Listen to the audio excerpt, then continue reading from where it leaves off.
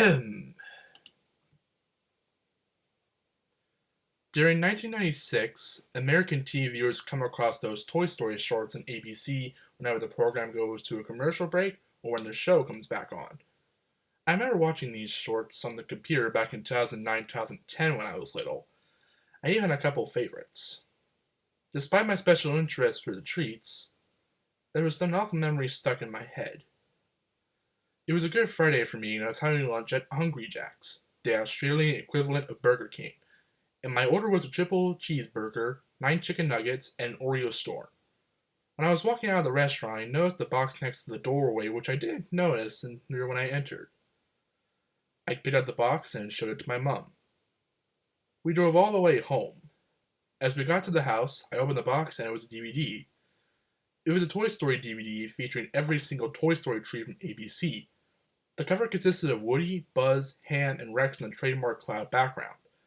In the top left corner, there was a red circle that read, includes 5 never-before-seen treats. I was interested in watching those treats, so I put the disc into my portable DVD player. It took me to a tile card consisting of Woody and Buzz sitting on Eddie's bed of a caption saying every single Toy Story treat. The look for the good, so I pressed ever like play. Whatever that meant. I watched all the treats, starting with the first Green Army Men chant and finishing with Roadblock. Just then, a disclaimer appeared on screen. The following 5 shorts you are about to see were scrapped and are not meant to be viewed by children. These shorts were made by a former animator named Miles Bell all the way back in 1989. Please watch at your own risk. I got a blank expression on my face. Before Adam Kennington, who produced Lost THX trailers and is during Pixar scenes that undergo a change, there was a man named Miles Bell. I got a blank expression on my... Wait a minute, where was I? Right. I got ready to watch The Lost Treats, despite already being scared. The first treat started. It began with Ham in Andy's room at night. The room was in a dark blue lighting, and he was looking afraid.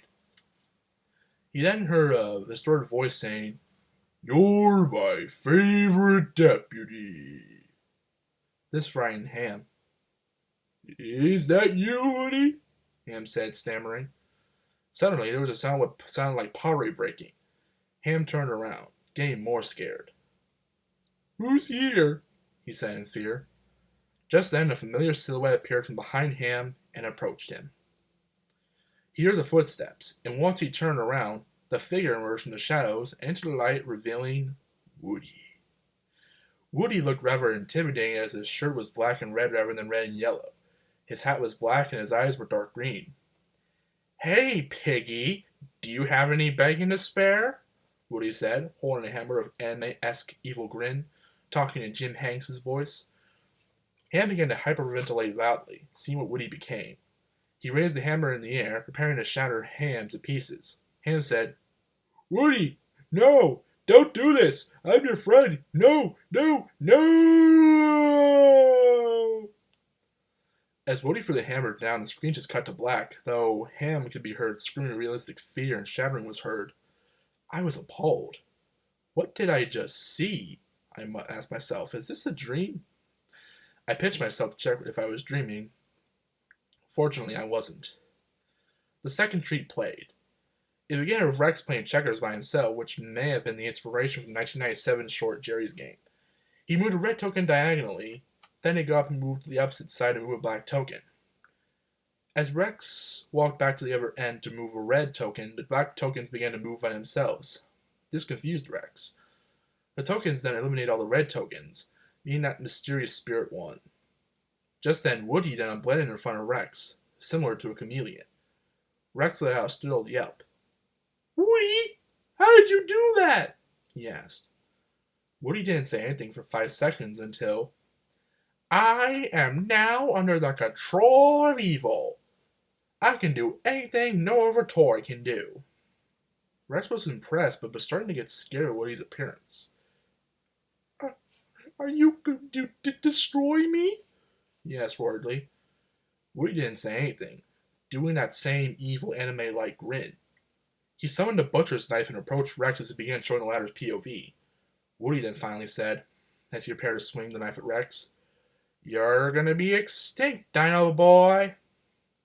Woody finally swung his knife at Rex, and like what happened earlier with Ham, it cut to black of Rex screaming as if Wallace Shawn was in pain.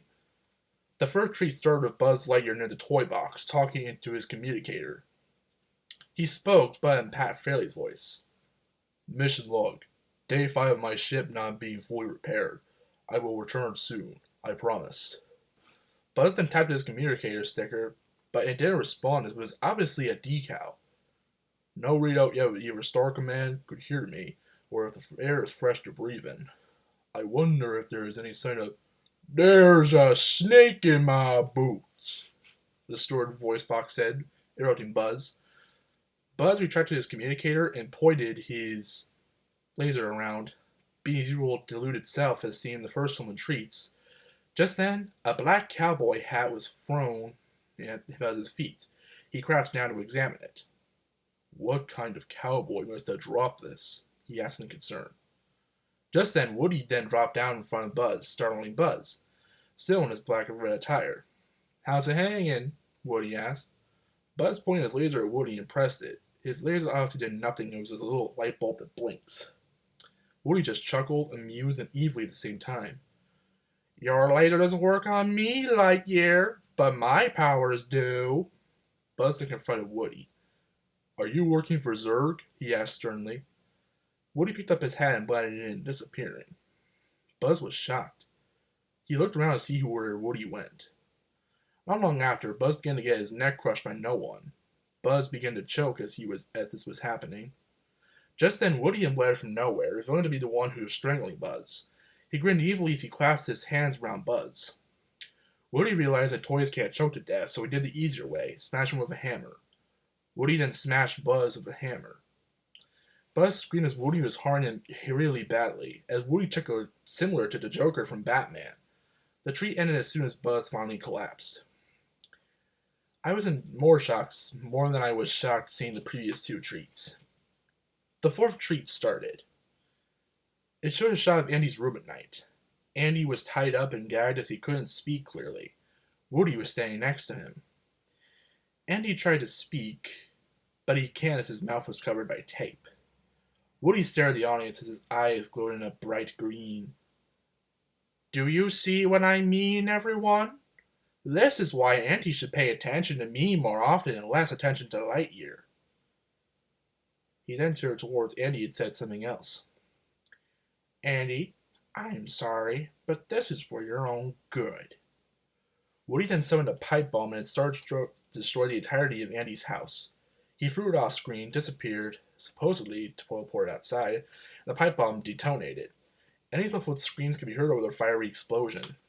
The fourth treat ended. I was more appalled than ever. Why the hell would Woody do that to his owner? Andy still loves him, even if he pays more attention to Buzz. The fifth and final treat started.